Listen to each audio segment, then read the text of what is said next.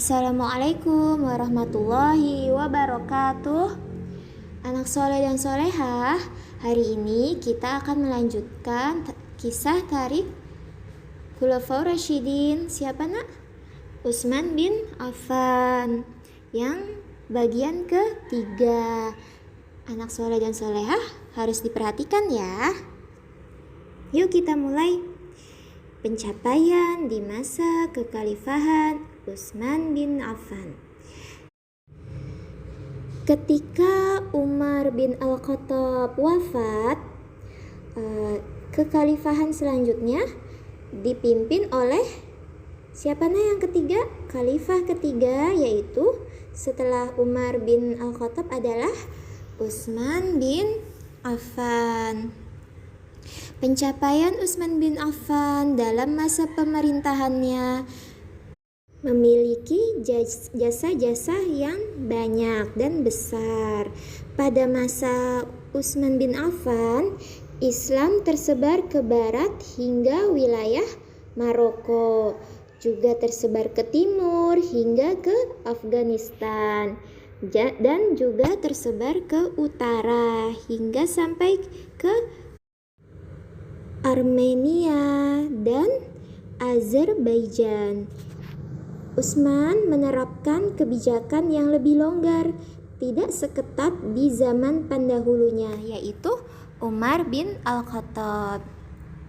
Selama paruh pertama pemerintahannya, dunia Islam menikmati perdamaian internal, ketenangan, dan kemakmuran ekonomi. Jadi makmur ya di masa pencapaian kekhalifahan Utsman bin Affan. Selama itu kontribusi paling menonjol di masa kekhalifahan Utsman adalah penyeragaman bacaan Al-Quran. Jadi bacaan Al-Qurannya disamakan, begitu ya nak? Karena populasi muslim tersebar di wilayah yang luas, banyak orang dari budaya lain di negeri nan jauh yang masuk Islam. Kebutuhan untuk menyeragamkan bacaan Al-Quran sangat perlu dibutuhkan. Al-Quran dibaca dengan dialek, logat, dan bahasa yang sama. Saat itu hanya tersisa satu kopi bacaan Al-Quran yang dibukukan di masa kekhalifahan Abu Bakar. Jadi hanya ada satu Al-Quran yang berada peninggalan pada masa kekhalifahan Abu Bakar. Mushaf Al-Quran tersebut disimpan di kediaman Ummul Mukminin Hafsah radhiyallahu anha, yaitu siapa? Putri Umar bin Al-Khattab. Utsman bin Affan meminta Al-Quran tersebut kepada Hafsah untuk dipublikasi atau disebarkan ya. Kemudian membentuk tim yang terdiri dari Zaid bin Thabit, Abdullah bin Az-Zubair, Sa'ad bin Al-As, dan Abdurrahman bin Al-Haris. Merekalah yang ditugaskan untuk menyalin Al-Quran. Jadi tulisan Al-Quran yang ditemukan di rumah Hafsah itu disalin nak sama sahabat-sahabat Nabi yang itu tadi disebutkan oleh Bu Guru ya. Setelah selesai, salinan asli dikembalikan ke Hafsah. Sementara salinan yang baru yang ditulis tadi oleh sahabat-sahabat Nabi yang lain dikirim ke berbagai negara Islam yang baru. Negara Islam yang baru sangat luas ya nak ya pada masa kekhalifahan Utsman bin Affan.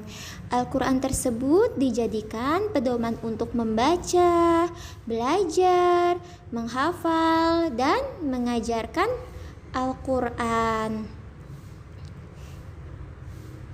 Prestasi besar lainnya adalah Utsman membuat Angkatan Laut Muslim pertama. Masya Allah, Angkatan Laut Muslim pertama nak. Ekspedisi militer Muslim di laut berlayar untuk pertama kalinya di bawah kekhalifahan Utsman. Utsman bin Affan adalah sosok yang tak habis diceritakan dan dikagumi. Jadi anak soleh dan solehah, kita harus mengambil teladan dari sosok Utsman bin Affan. Di antaranya adalah apa, Nak?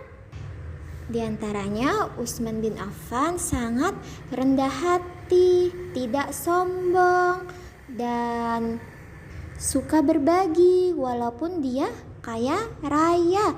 Walaupun kaya raya, Utsman suka berbagi kepada orang-orang ya yang membutuhkan, juga tidak sombong ya. Contohnya apa?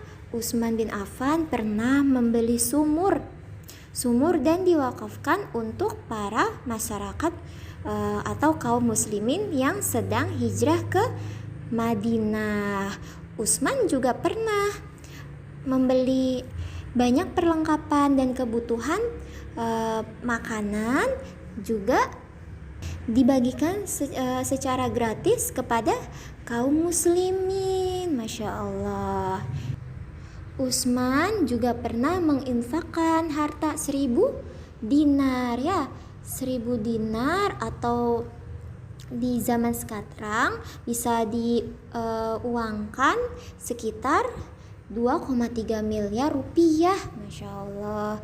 Menginfakkannya kepada untuk membiayai pasukan di masa-masa sulit, pasukan perang ya nak ya, pasukan perang kaum muslimin. Demikianlah kisah tarik Khulafaur Rasyidin Utsman bin Affan. Terima kasih untuk anak-anak yang sudah menyimak. Kalian hebat. Masya Allah. Barakallahu fiik. Wassalamualaikum warahmatullahi wabarakatuh.